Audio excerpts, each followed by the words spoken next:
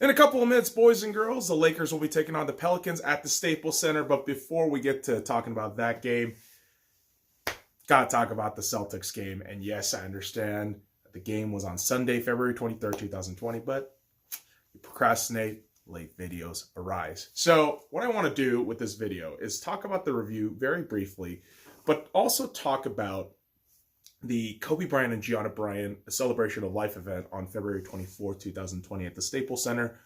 And we begin on Sunday where the Lakers hosted their dear rivals in the Boston Celtics.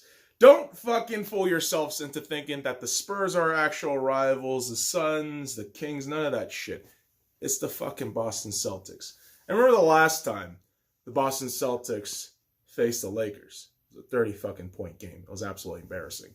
But the game on Sunday felt different. You had Bill Russell in the house wearing a Kobe Bryant jersey, just an absolutely beautiful thing for him to do. A great gesture. And us fans were stuck with an ABC schedule, which meant you had the entire ESPN crew just spouting a bunch of fucking nonsense. And the nonsense you heard from them was just Lakers bashing. I mean, between Jalen Rose, who Mr. 81, Paul Pierce, Mr. Poopy, and Jay Williams, Mr. Crashy, you couldn't fucking tell who hated the Lakers more. Like, you really couldn't fucking tell. But it didn't matter what kind of fuckboys were hating on the Lakers, because Boston's sloppy shooting from the get-go did not help them. It didn't. And there were times where the Lakers were pulling away, but early defense just kind of let you know that they're just kind of getting into the rhythm of the game. But Kyle Kuzma made a very good impression early on, and the Lakers were able to hold on to a pretty easy lead in the first quarter, 28-19. And then the second quarter begins, and it's a Caruso. It is the Caruso while you have Jason Tatum just going off. I mean, this dude is somebody that I have been heaping massive praise since I saw him first time at the Summer League. And even though as a Boston boy, I can't help but love his game. And Jason Tatum was just absolutely incredible. And the one thing where we have our bench guys just get at it, you know, Rondo doing the business, Caruso doing the work, Dwight Howard getting his.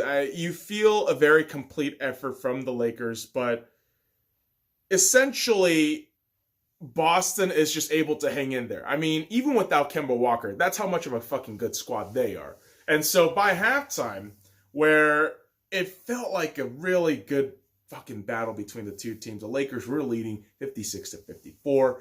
And by the time you get back in the third quarter, Jason Tatum is just working it. He's absolutely working it. And it really felt as though the Lakers had trouble containing Jason Tatum's just dynamic nature and just his offense. And for this guy to already tally up 37 points by the third quarter, 18 points scored, just in the fucking third quarter, Jason Tatum was sublime. And for the Lakers to be tied to Boston 87-87, you felt somewhat relieved, because we seen the story last time in the third quarter with the Lakers and the Celtics. It was an absolute fucking disaster.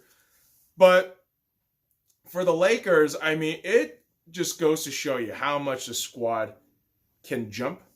And not literally, but in terms of their mentality, their emotions of they're saying, hey, that last game, it's the last game. We don't give a fuck. Let's keep going. Let's go on to the next one and just take the challenge that's right in front of us. And I love that this Lakers team is able to just do that really well. And in the fourth quarter, it just became an immense, intense battle. The Lakers only leading by 108-105 with 2 minutes left. And yeah, the fucking Celtics create great opportunities for themselves in those 2 minutes and lead 110-108.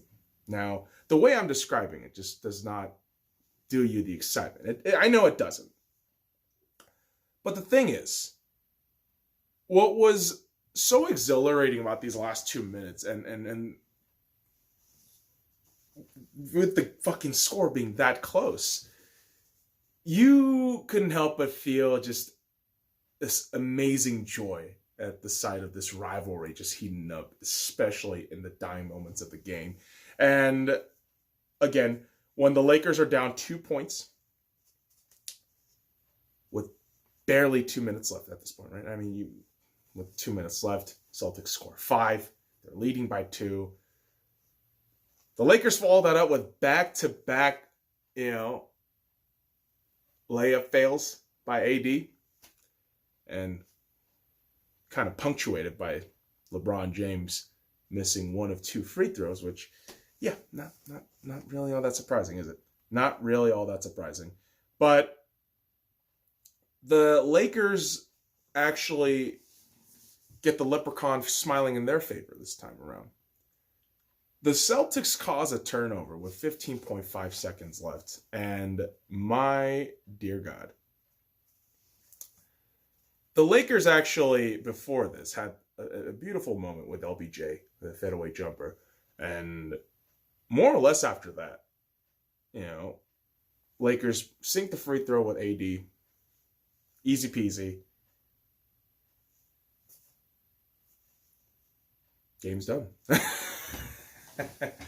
Kind of an anticlimactic way to explain it, but what I would suggest, boys and girls, just go on YouTube, search last 2 minutes of the Boston Celtics Lakers game.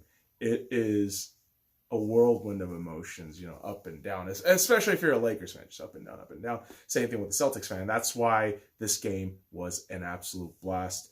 And, after the game, you get Markieff Morris officially signing with the Lakers, and just an all-around, confident performance from our guys. But you also have to recognize the other side, where the Boston Celtics brought the heat. I mean, Jason Tatum, 41 points, 5 rebounds, 2 assists, 1 steal, 2 blocks. What more can you say about Jason Tatum at this point? He is an all-star. He is only going to get better, in my opinion. And yeah, if you're a Lakers fan, just be careful. If we meet this kid in the finals, he has that Kobe gene in him, and I'm very terrified of that shit. But the thing is, boys and girls, let's actually take care of something on my fucking phone there. The Lakers took care of their fucking shit. They did. AD, 33 points. LeBron, 28 points. Kyle Kuzma, 16 points. It was brilliant. It was absolutely brilliant to get that win over the Celtics. And because it's hard to segue into the next segment. It really is. And, I had such a hard time starting this upload, even, trying to formulate any kind of fucking thought process for this segment of the review. And, yeah, I mean, I'm not going to lie to you. I procrastinated because I'm a lazy bitch. But at the same time, it's really fucking hard to talk about Kobe Bryant and Gianna Bryant and all the other 7 people that were affected by the crash. And of course, I do want to mention their names. I do, because it's just, it seems unfair that, obviously Kobe Bryant, Gianna Bryant dying, and then they're very famous and we recognize them, but it's just very unfair that these 7 others just kind of get forgotten. So John Altobelli, Carrie Altobelli, Alyssa Altobelli, Sarah Chester, Peyton Chester, Christina Mouser, and Ara Zabayan. That memorial service on Monday was really tough to watch. Just realizing that the people who came out and just having the knowledge that one of my great basketball heroes is gone from this earth. And it really settled in yesterday for me that Kobe's gone. And I thought the memorial service was absolutely beautiful. I mean, the first singer they had out was Beyonce. They had Jimmy Kimmel just host the entire event, and no matter what, discipline you pursued, I mean, Kobe Bryant touched lives everywhere. And Jimmy Kimmel just started bringing these, speakers up. You had Vanessa Bryant, who was a second speaker after Jimmy Kimmel. I mean, Jimmy Kimmel spoke and hosted, but Vanessa Bryant speaking was so revealing, so honest, so heartbreaking, and just so brave of her to just go up there and say what she had to say. And you had all these wonderful guests following her.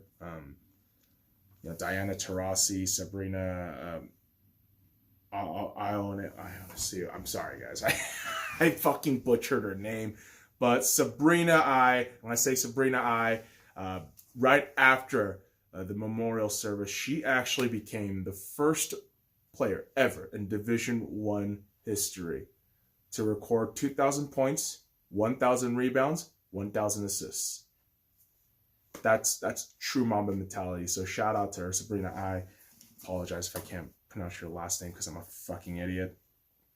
And Gino Auriemma, or Auriemma, again, suck at last name, but gave an eloquent, beautiful speech. Rob Pelinka, just sharing very intimate and beautiful stories of Kobe was something that I think Lakers fans definitely needed, and Kobe fans too. Obviously, Rob Pelinka, who's known Kobe Bryant for quite some time, and you follow that up with Alicia Keys playing Moonlight Sonata, because it's actually a story that followed up from Rob Pelinka talking about how Kobe Bryant memorized Moonlight Sonata by sound to play to his wife Vanessa, and Alicia Keys following that with actual playing of Moonlight Sonata, and Jimmy Kimmel saying, if Kobe was here, he's going to be trying to beat Alicia Keys in piano, and absolutely.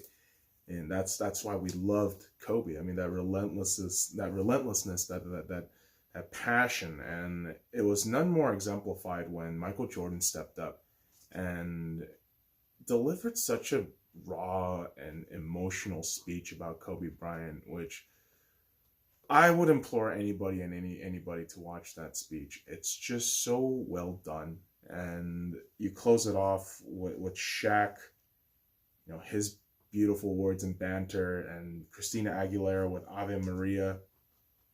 I mean, not a huge Christina fan, but she did an amazing job with Ave Maria. And, everything ends with Dear Basketball. The very piece that Kobe wrote in his retirement year and showed us that the love was there, but the physicality was gone, and he was off to new life. And it just felt appropriate that the memorial service ended with Dear Basketball, and just the love from the fans in that building was palpable, even from just watching in my own house. And yeah, man, I don't know. I dreaded doing this review. I did, because I was going to talk about the memorial service either in the Boston review or in the Pelicans review. So it wasn't going to be easy either way, boys and girls. And I apologize for just the rushed nature of this, because I did rush. I didn't really prepare. I apologize again, but I want to do a proper, episode talk about Kobe one of these days, and it will definitely, be a podcast episode, but will be uploaded on the YouTube page, definitely probably near the Lakers section. But I'm just thinking a lot to myself. I'm going to go fucking watch the game now. God damn it, guys. I apologize, but there you go. Love you, Kobe. Love you, Gigi. Love all the families that were involved, man. Altobelli, Mouser, Chester, Zabayan. I mean, good Lord. It's a terrible fucking thing, but through awful tragedy, I think there was unity within Lakers fans and the basketball world. But we'll never forget you. We will never forget you. And the Lakers, well, keep playing basketball. And the Pelicans are next. So, boys and girls, follow me at the Sky Lounge on all the links in the description below. Like, comment, subscribe for more daily contents.